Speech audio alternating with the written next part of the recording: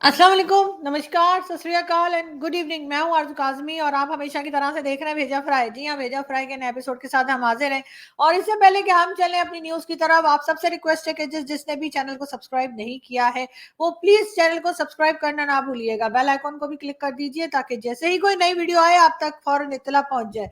उसके साथ-साथ जी अगर लाइक के बटन को भी क्लिक कर देंगे तो जी बल्ले-बल्ले हो जाएगी। हम उन लोगों का भी बहुत शुक्रिया अदा करते हैं जिन्होंने अभी जो हमारी लास्ट वीडियो आई थी कल सलमान रशीद साहब के साथ और उसपे बात हुई थी हिंदुस्तान पाकिस्तान के जो सैयद हैं उनकी, वो कितने सैयद हैं, वो वाकई में सैयद हैं, वो असली सैयद हैं, वो जाली सैयद हैं, वो क्या है, जिसमें मैं खुद भी शामिल हूँ। तो बिल्कुल जी, हमने उन पे बात की और जैसे आपको मालूम है कि सलमान साहब का अपना एक अनोखा अंदाज है और बहुत प्यारे तरीके से वो अपनी बात को समझाते हैं और बहुत अच्छे तरीके से वो बताते हैं हर बात को। तो बहुत लोगों को सलमान साहब की बातचीत बहुत अच्छी लगी, उन सब के लिए बहुत शुक्रिया। मैं यकीनन आप लोगों के मैसेजेस जो हैं वो सलमान साहब तक पहुँचा दूँगी। और अगर आप लोग ये चाहते हैं कि मज़ीद किसी टॉपिक पे जो कि हो सकता है कि हमें देखने वाले जो हैं उनके माइंड में कोई टॉपिक हो, जिस पे आप समझते हो कि सलमान साहब के साथ बात की जा सकती है, तो आप ज़रूर हमें लिखना ना भूलिएगा और उसके लिए आप जो है ट्विटर के इनबॉक्स में भी मैसेज कर सकते हैं। उसके साथ-साथ आप जो कमेंट बॉक्स होता है यूट्यूब का वहां पर भी लिख सकते हैं और इसके अलावा आप ईमेल आईडी भी जो है हमारी वो भी ट्विटर के ऊपर मौजूद है और उस पे भी आप ईमेल भी कर सकते हैं और अपने पॉइंट्स बता सकते हैं या अपने टॉपिक्स जो आपको पसंद है उस पे हम बात करने के लिए बिल्कुल तैयार हैं। हम आगे बढ़ते हैं जी। हम बात करेंगे पाकिस्तान की। सबसे पहले जैसे आप जानते ही हैं कि भेजा फ्राई में हम सबसे पहले सिर्फ पाकिस्तान की न्यूज देते हैं और यहाँ वहाँ की खबरें हम बाद में देते हैं। तो अगर किसी को पता करना हो पाकिस्तान में क्या हो रहा है, पाकिस्तान में क्या न्यूज़ है, तो वो बिल्कुल हमारा भेजा फ्राई देख सकते हैं। तो लेकिन ख़ैर हम बाकी दुनिया की खबर भी देते हैं, लेकिन साथ-साथ सबसे ज़्यादा न्यूज़ जो है वो पाकिस्तान की ही मैं कवर करने की कोशिश करती हूँ क्योंकि हमारे बहुत से भारतीय दोस्त ऐसे हैं जो ये चाहते हैं कि उनको पाकिस्तान की न्यूज़ मिला करे यहाँ से। तो बहरहाल हम आगे बढ़ते हैं और हम आपको ये बताते चलें कि जी खुंजराब एक जगह है, खुंजराब पास पाकिस्तान में एक जगह है और कहा ये जा रहा है कि वहाँ पे सबसे ज़्यादा ऊँचाई पे दुनिया में यानी सबसे ऊँची जगह पर एटीएम लगाया गया है। जी हाँ, और ये आप जैसे कि इस पिक्चर में भी देख रहे हैं कि उन्होंने ये भी बताया है कि 15,397 फीट अबव सी लेवल। जी हाँ, और ये और बात है कि पता नहीं है वो एटीएम चलता भी है कि नहीं चलता। इसलिए कि हमारा तो जो नॉर्मल ग्राउंड पे जो एटीएम है वो नहीं चल रहे होते। मेरे घर के सामने इतने एटीएम है, कई बार जाती हूँ तो वहां पे बैंक वाले कहते हैं जी आज तो मशीन खराब है, ओ जी आज तो पैसा डालना भूल गए, जी आज तो बंद है। यानी फ्राइडे तो नहीं लेकिन थर्सडे से लेकर और संडे तक अक्सर एटीएम पाकिस्तान के काम नहीं कर रहे होते। अब ये इमरान खान साहब के टाइम से ही यही सिलसिला चलता आ रहा है। तो इसलिए जो लोग जो दिखाई थी मैंने आपको एटीएम की जगह जो दिखाई थी खुजराब, अगर वहां नहीं रहते तो मैं उनसे यही रिक्वेस्ट करूंगी कि खुंजराब जाने के बजाय भाई कोई नीचे ही ग्राउंड पे ही कोई एटीएम ढूंढ लीजिए। इतना ऊपर पहाड़ी पे चढ़ चढ़ के पहुंचेंगे और पता चलेगा कि एटीएम में पैसे नहीं है या एटीएम मशीन चल ही नहीं रही। तो इसलिए ये रिस्क मत ले। लेकिन बहरहाल हमने वर्ल्ड रिकॉर्ड बना दिया, हमने दुनिया में लिखवा दिया कि जी दुनिया का सबसे ऊंचा एटीएम जो है वो पाकिस्तान में मौजूद है। अब उसमें पैसा है या नहीं है वो एक अलग डिबेट है, उस पर फिर कभी बात करेंगे। खैर हम आगे बढ़ते हैं और हम आपको अगली खबर दें। जी हाँ, और ये आप देख रहे हैं कि जी यामाहा यामाहा एक कंपनी है, जैसे होंडा है ऐसे यामाहा है और उन्होंने जी जो मोटर बाइक्स हैं उसकी प्राइस बढ़ा दी है। तकरीबन 16,000 तक जो है पैसे बढ़ाए जा चुके हैं और जो लोग बाइक चलाते हैं यकीनन वो परेशान हो रहे होंगे, इसलिए कि हर चीज की दाम जो है वो बढ़ते चले जा रहे हैं पाकिस्तान में और महंगाई है कि काबू में आने की कोई उसका मूड नहीं लग रहा मुझे।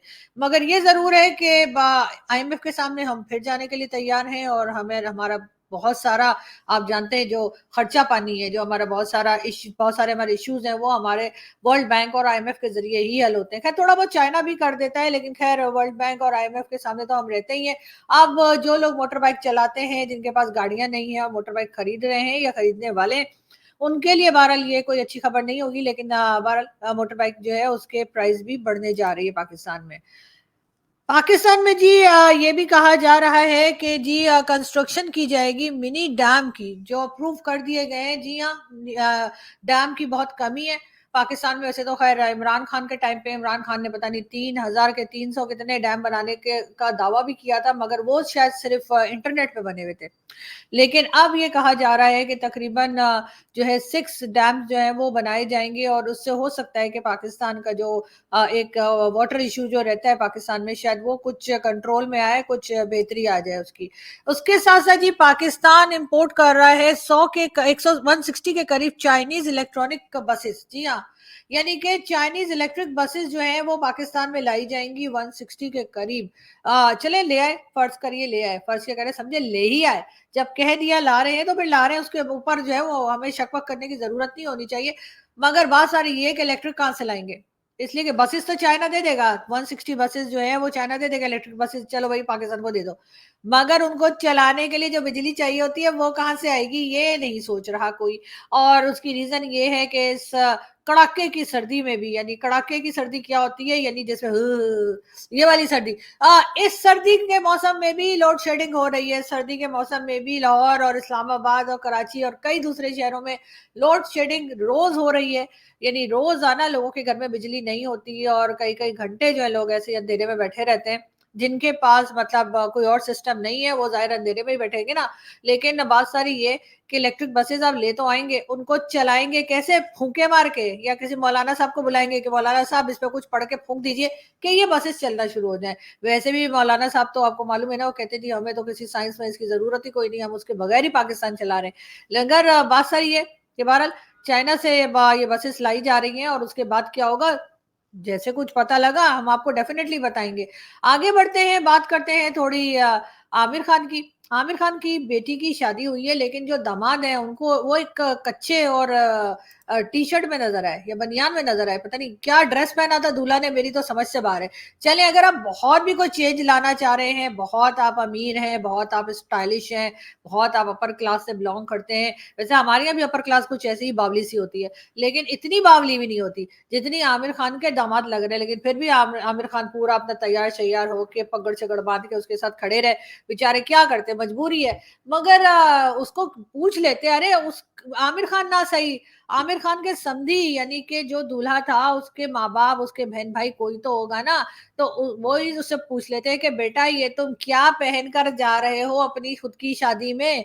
मतलब अपनी खुद की शादी में तो क्या, किसी और की शादी में भी अगर तुम ऐसे गए तो बेटा तुम्हें खाना नहीं मिलने वाला।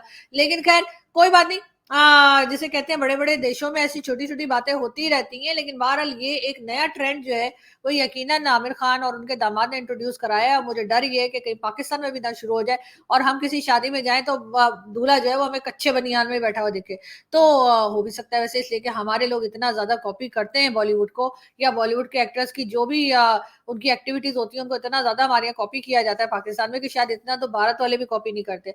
लेकिन बहरहाल अच्छे की उम्मीद रखनी चाहिए, और हो सकता है पैसे बचा रहा हो बेचारा, वरना तो आजकल दूल्हा भी इतने तैयार होते हैं कि दुल्हन से ज्यादा तो दूल्हा के ड्रेस में पैसे लग जाते हैं।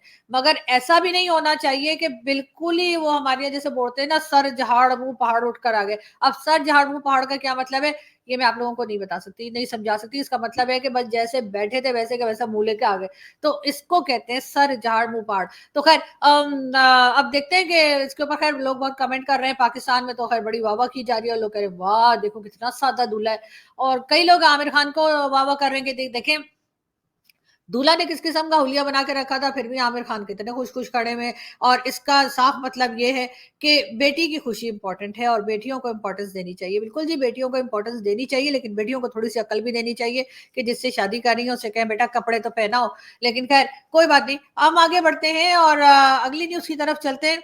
अगली न्यूज हमारे पास है जी, हमारे आर्मी चीफ, जी हाँ, जनरल आसिम मुनीर साहब। उनको जी मिलिट्री अवार्ड मिला है बहरेन में। बहरेन ने जो है वो मिलिट्री अवार्ड दे दिया है जनरल आसिम मुनीर साहब को, और उस पर हम क्या कह सकते हैं, सर मुबारक हो, मुबारक हो सर, मुबारक हो। इसके अलावा हम कुछ नहीं कह सकते।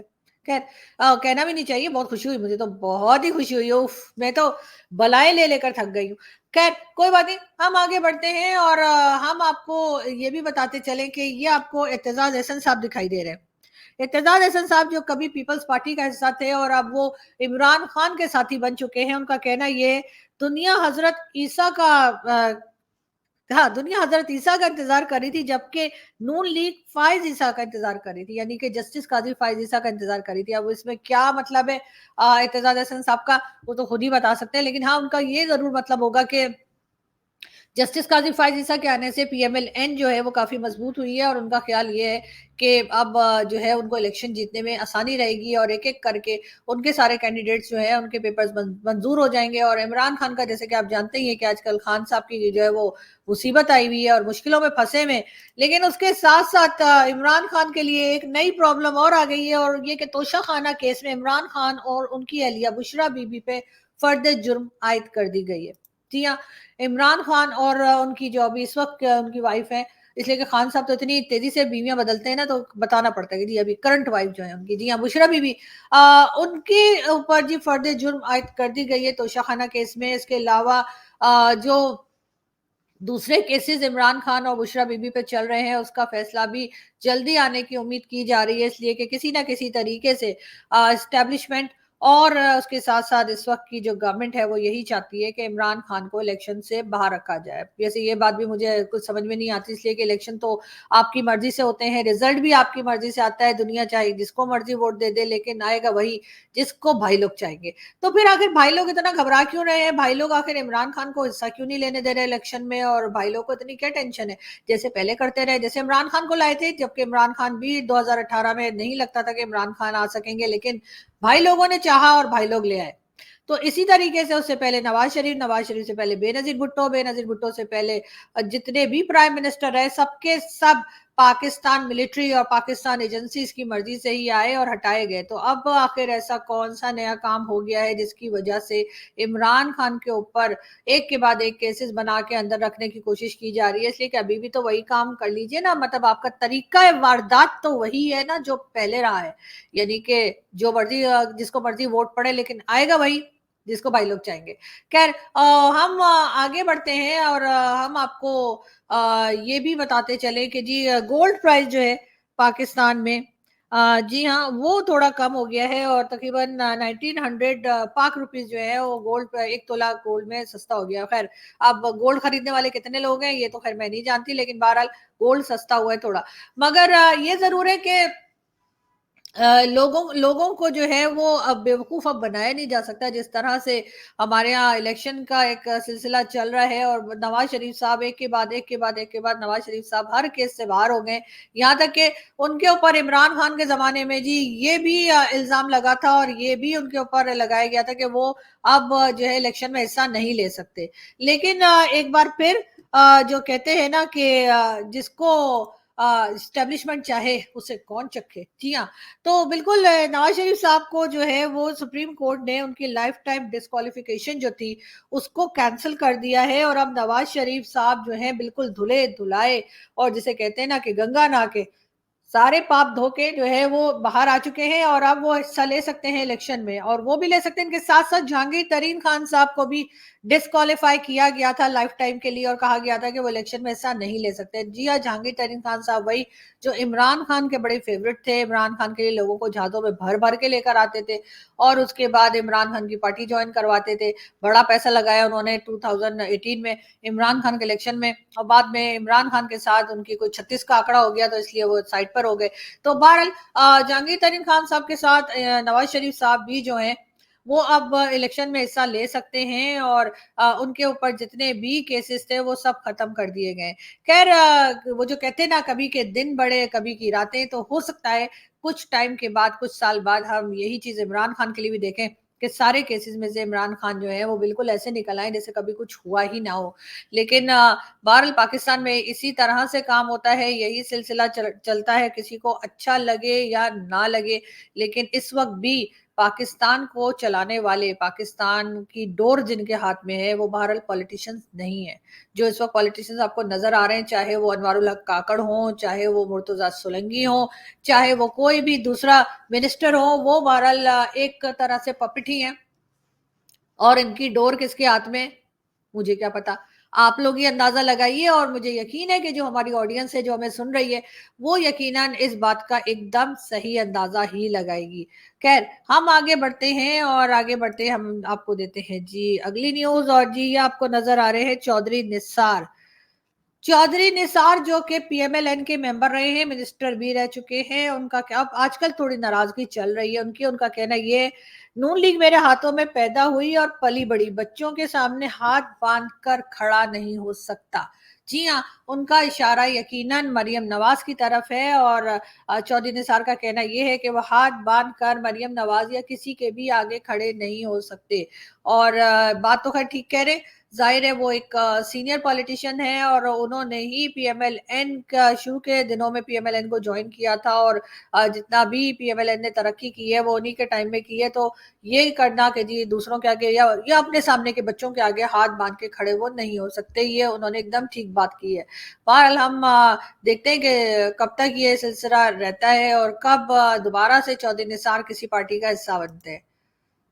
मंजूर पश्तीन, जी हाँ, हमारे आपके फेवरेट मंजूर पश्तीन साहब कितने अच्छे लग रहे हैं ये। लेकिन बात सारी ये है कि इनको एक बार फिर अरेस्ट कर लिया गया है और ये सिलसिला बार बार चलता रहता है, कभी अली वजीर और कभी मंजूर पश्तीन, इनको बार बार अरेस्ट किया जाता है। लेकिन स्टेट जो है वो ये नहीं बताती कि आखिर इन लोगों का प्रॉब्लम क्या है। अगर आप जो ये लोग अपना प्रॉब्लम बता रहे हैं बलूचिस्तान का, केपीके का, अगर आप वो सॉल्व कर दें, बजाय इसके कि इन आवाज़ों को दबाया जाए, इनको डराया जाए, इनको अरेस्ट किया जाए, उसके बजाय वहाँ के लोगों के प्रॉब्लम सॉल्व कर देंगे तो आपके लिए बेहतर होगा। वरना पूरी दुनिया देख रही है, इस वक्त सोशल मीडिया का ज़माना है और ये नहीं हो सकता कि पाकिस्तान में कोई हरकत हो रही हो और किसी को पता ना लगे।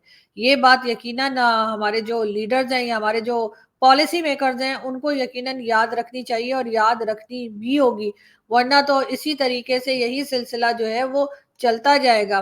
बहरहाल हम बढ़ेंगे आगे और इससे पहले कि हम आगे चलें, हम एक क्लिप देखते हैं और फिर बात करते हैं। इसके पीछे क्या है, इस मालदीव के पीछे क्या है, मॉरिशस के पीछे क्या है, नेपाल के पीछे क्या है, बर्मा के पीछे क्या है, पाकिस्तान के पीछे क्या है।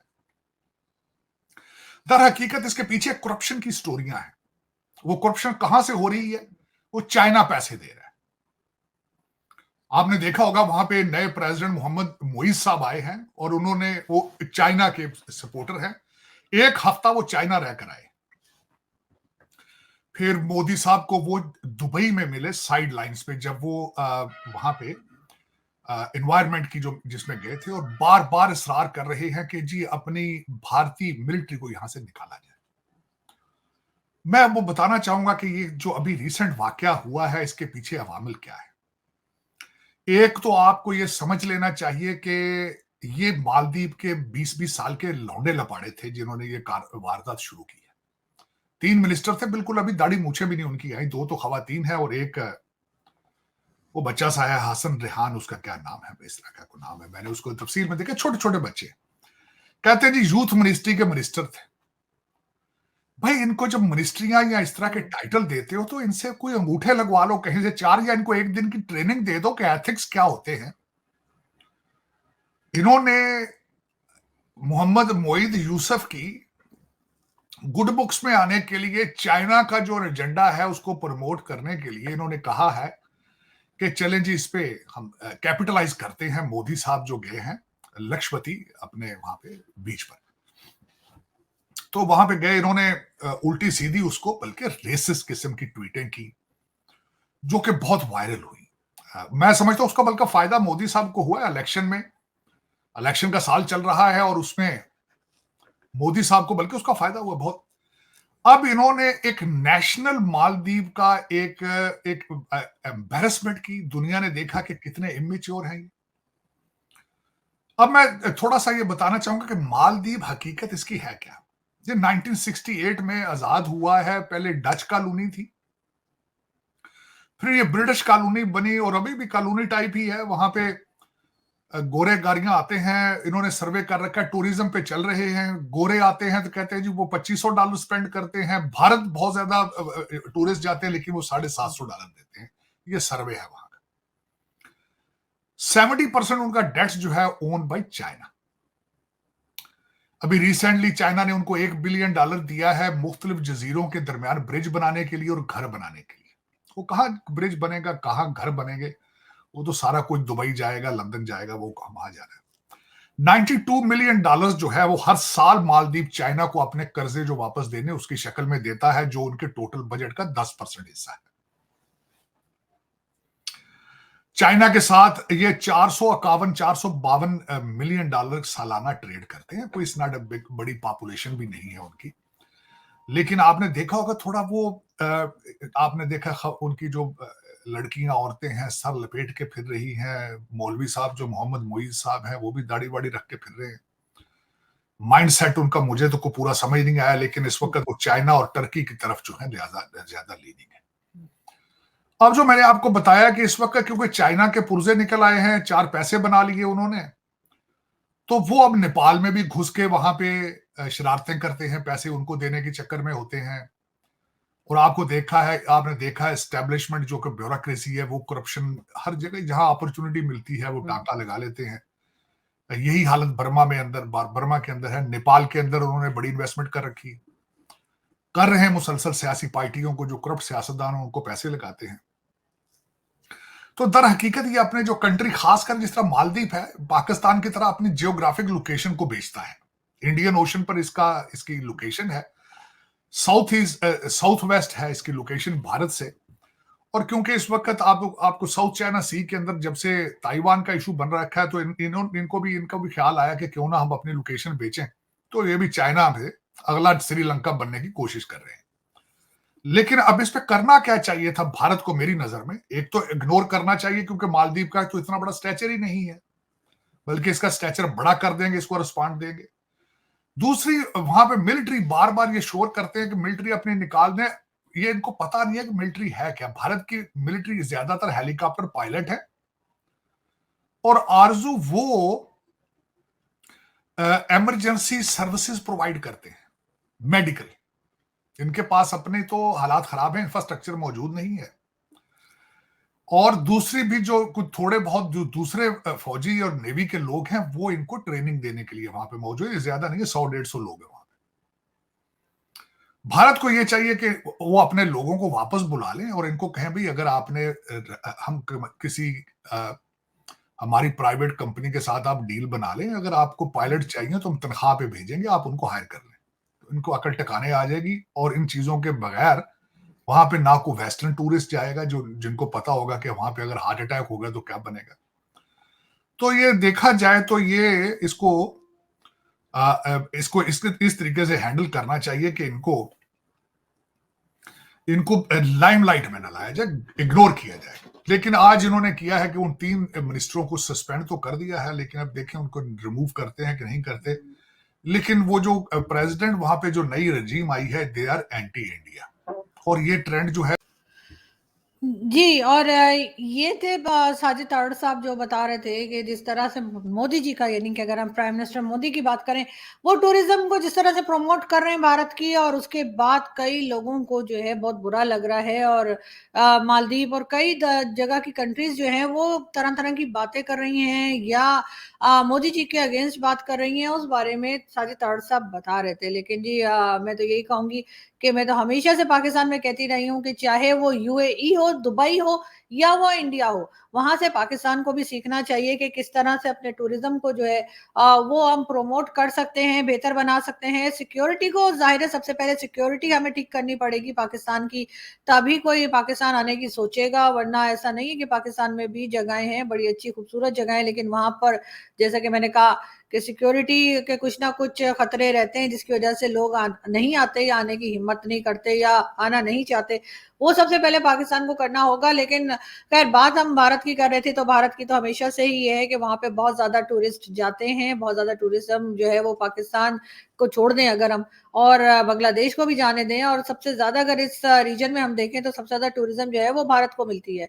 पूरी दुनिया से लोग आते हैं और वहां पे घूमते फिरते हैं और उसके बाद बहुत खुश खुश वापस जाते हैं। और यकीनन पीएम मोदी ने भी जो इस वक्त उनकी कुछ पिक्चर्स और वीडियोस बड़ी खूबसूरत जो है वो दिखाई जा रही है सोशल मीडिया पर भी, वो भी इसी बात की तरफ इशारा करते हैं कि वो मजीद अपने टूरिज्म को इम्प्रूव कर रहे हैं और टूरिज्म की तरफ लोगों को इनवाइट कर रहे हैं कि वो भारत आए और भारत आके भारत की खूबसूरती को देखें और भारत में टूरिज्म को जो है मजीद प्रमोट करने की कोशिश करें। लेकिन खैर बहुत से लोग जो है वो उसके खिलाफ भी बात कर रहे हैं, कई कंट्रीज जो है वो भी, उनको भी अच्छा नहीं लग रहा है। और इसके ऊपर यकीनन मोदी जी तो मेरे ख्याल है यही बात कर रहे होंगे जो मैं अभी आपको सुनवाने वाली हूँ। आप लोग रोना बंद कीजिए, मेरे तक आवाज आ रही है। आप लोग रोना बंद कीजिए, मेरे तक आवाज आ रही है। जी, मोदी जी कह रहे थे आप लोग रोना बंद कीजिए, उन तक आवाज आ रही है। ठीक है ना, उनको और भी बहुत काम है, हमारे रोने धोने नहीं सुन सकते और ना ही हमारे, ना ही दूसरी किसी कंट्री के जो ये देख देख के परेशान हो रहे हैं कि आखिर जो है वो भारत में जो है टूरिज्म और ज्यादा इंप्रूव होने कैसे जा रही है। मजीद टूरिस्ट जो है वो आएंगे तो जाहिर है टूरिस्ट आने का मतलब यही है कि भारत के पास मजीद डॉलर्स आएंगे, मजीद पैसा आएगा और उसके साथ साथ वो अपनी एक जो कहना चाहिए सकाफत है, अपनी एक ट्रेडिशनल चीजें जो है वो भी उन लोगों को दिखा सकेंगे और भारत को बहुत अच्छे तरीके से लोग समझ भी सकेंगे और वहां पर जाकर तरह तरह के म्यूजिक फेस्टिवल्स और खाने पीने भी इंजॉय कर सकेंगे। खैर हम यहाँ से चलते हैं और आपसे मुलाकात होगी नेक्स्ट वीडियो में। अपना बहुत सारा ख्याल रखिएगा, हंसते रहिए, मुस्कुराते रहिए और हमारे चैनल को सब्सक्राइब करना ना भूलिएगा। Thank you.